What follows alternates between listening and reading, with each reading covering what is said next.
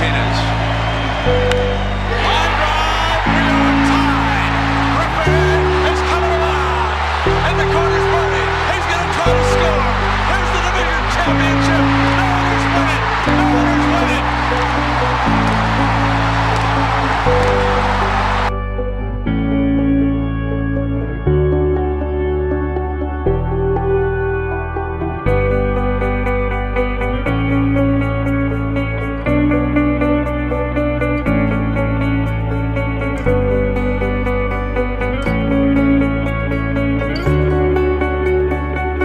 The Mariners were really bad in 1995 to start the year, but I think what people forget is they were bad since the inception, and they were founded in 1977, and they never won until 1995. So what is that, 28 years of not being good,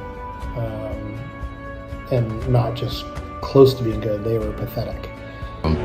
They would always say, why you play better on the road? I said, because I would got more fans there. 50,000 seat stadium, if there's 3,000 or 4,000 people there, it's like there's really nobody there. The team was terrible. They weren't very good. It's that simple.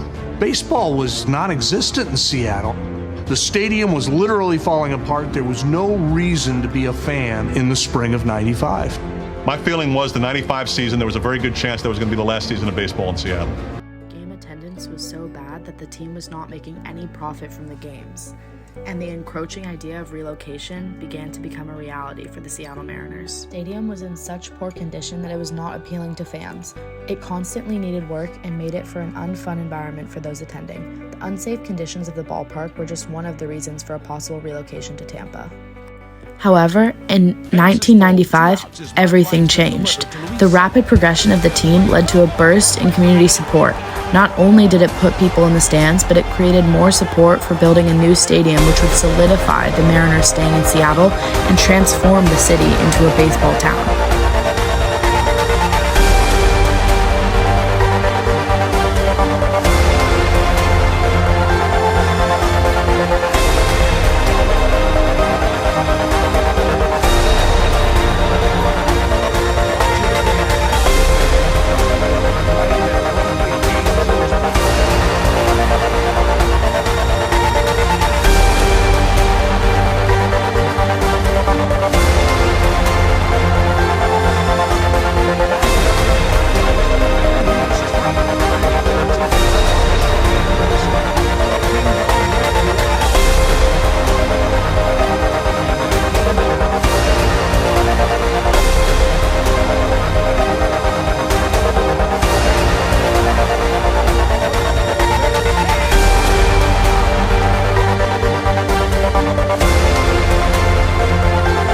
When the Seattle Mariners defeated the Yankees, 78% of all Western Washington households tuned in to watch.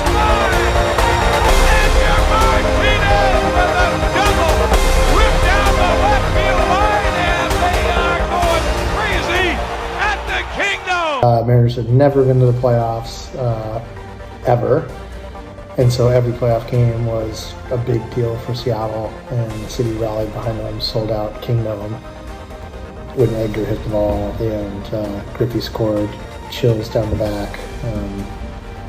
Pretty good moment.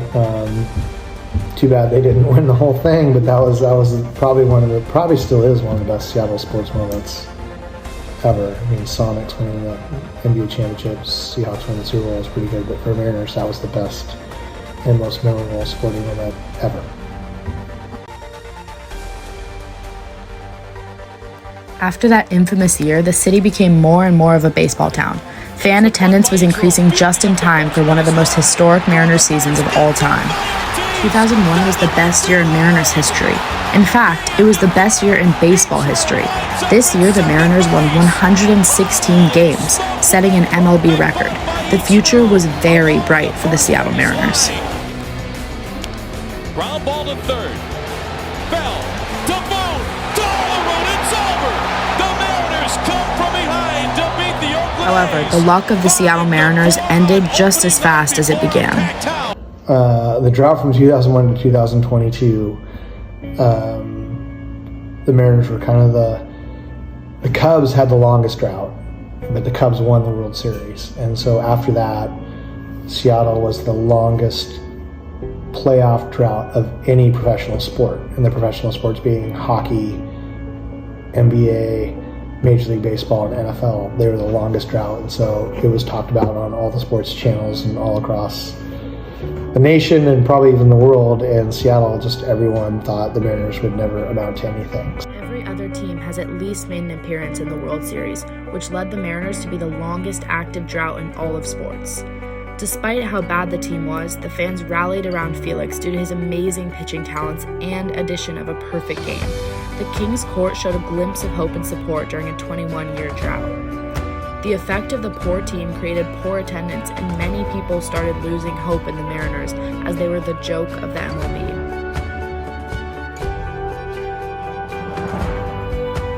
Everyone obviously thought the Mariners were horrible. Mariners, I guess a lot of people would say. Even in high school, people would say that to me. However, with the start of the 2022 season and the addition of the new face of the franchise, Julio Rodriguez, fans began expressing their hopes for the team, as it looked like the team had the best lineup since the era of Griffey, Johnson, and Martinez in 1995.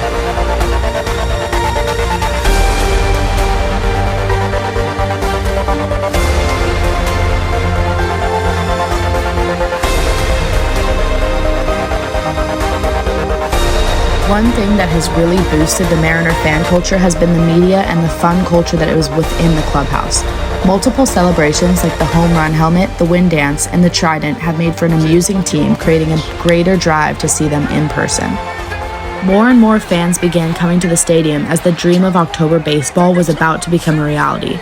The city of Seattle was coming together to experience something they had not seen in years. A lot of anxious folks out here at the ballpark. 3-2 to Cal. The pitch from Acevedo. A drive deep to right field. Down the line. The Mariners win this game 2-1. The dream lives.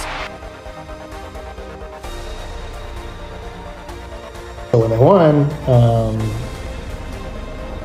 we get a lot of text messages, phone calls. Everyone knows, pretty big fan, along with some other friends, and it was a big deal. Which is cool to see everyone rally behind the city and the Mariners, and fun to see people that hate the Mariners for their whole lives become fans. And still to this day, I think they're deep inside everyone's Mariners fan. Even though the Mariners did not make it to the World Series in 2022, it was still a historic season for Seattle, and it gave hope to the city for the future of the Mariners. Now, almost everyone in the city is a fan, and despite the highs and lows of the team since its creation in 1977, Seattle fans continue to rally behind their Mariners, no matter what.